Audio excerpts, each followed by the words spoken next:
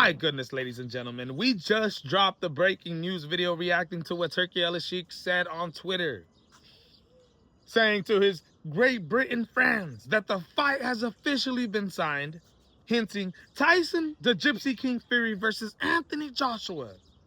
And a couple minutes later, what do we see? Fight announcement, breaking news for Anthony Joshua. Yes, looking to make his return to the sport of boxing after his December fight with Jake Paul live on Netflix that went down, and the loss of his two friends. And my goodness, ladies and gentlemen, Anthony Joshua was first scheduled to fight in February and then have a mega fight against Tyson Fury in September.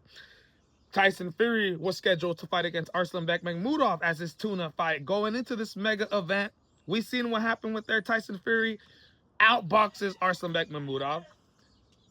Anthony Joshua, following his two friends passing away, which was absolutely just, breaking news. A horrible, horrible loss for Anthony Joshua that completely derailed the plans that they had set. Wow. We knew TURKI ALALSHIKH, and, we're on Eddie Hearn and Anthony Joshua when Anthony Joshua started releasing the breaking news that he's back in training camp, training with Alexander Usyk, getting on Anthony Joshua to hurry up and go forward with the process that we had. Wow. Anthony Joshua and Eddie Hearn, who were confronted by Tyson Fury and TURKI ALALSHIKH after Tyson Fury's win against Arslanbek Makhmudov in that ring, Eddie Hearn, Anthony Joshua stayed cool, collective, calm. They didn't want to get into the ring because they didn't want to announce something that hadn't been signed yet. Anthony Joshua still has to have a tuna fight before that fight even happened. The question was, who is it going to be against? Deontay Wilder? We thought that was a possibility. No. They were talking about Jarrell Big Baby Miller, asking Eddie Hearn about that. They definitely said no to that. He will be coming back on July 25th, not June, but July 25th, part of Esports World Cup, live on the Zone in Saudi Arabia, part of Riyadh season, against Christian Pranga. Christian Pranga. Yes, ladies and gentlemen, a fighter who is not ranked by any of the sanctioning bodies, a fighter who is, 21-1, 20-1. With 20 of those wins coming by way of knockout. But look at his last opponent.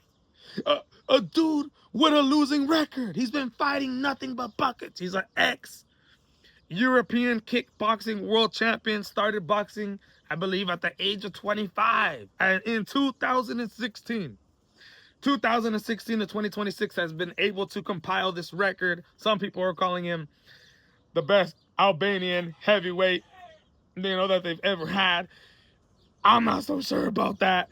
They want him to become the first Albanian heavyweight champion of the world, and not just that, but I believe the first Albanian sanctioning body world champion. I know there's been an IBO Albanian world champion, but I don't think there's been a WBC, WBA, WBO, IBF Albanian world champion. Well, it ain't matter. It doesn't matter, ladies and gentlemen, because I did some tape study on this guy. He has power, but he just does not have the skills to beat somebody like Anthony Joshua. This reminds me of a G Caviar who, beat the likes of Zhang Zhang, beat the likes of Frank Sanchez, and then beat the likes of Arslanbek Makhmudov. Other way around. He fought Arslanbek first, then he fought Frank Sanchez, then he fought Zhang. To go to a fight against Damian Kaneba. A fight that he took to not risk so much, a return fight in Germany, but to not risk so much as he sits and waits for the WBC to mandate his fight with Alexander Usyk right after the Rico Verhoeven fight. It was announced the WBC was going to do that for a G. Wow, that's exactly what's going down here, ladies and gentlemen. Anthony Joshua is fighting somebody, I wouldn't even say as good as Damian Kaneba, but on the lower level tier, to be able to just get himself ready, get himself feeling good, get a knockout win, going into the Tyson the Gypsy King Fury fight, ladies and gentlemen. So it's official. He's facing an Albanian fighter that's lost once before, ex-kickboxing world champion, started boxing at the age of 25. We all know what's going down here. It's a huge, huge tune-up fight. I'm not saying huge as in a big fight, but a huge tune-up fight. Like, this is definitely a tune-up fight for Anthony Joshua.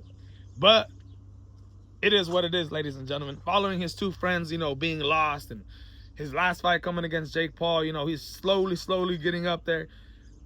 Hopefully this helps him and prepares him for a fight with Tyson Fury. But let me know what you guys think, ladies and gentlemen. This is absolutely breaking news, especially following TURKI ALALSHIKH's news. My goodness, what a Monday morning. I hope everybody's having a goddamn great day today. I'm out.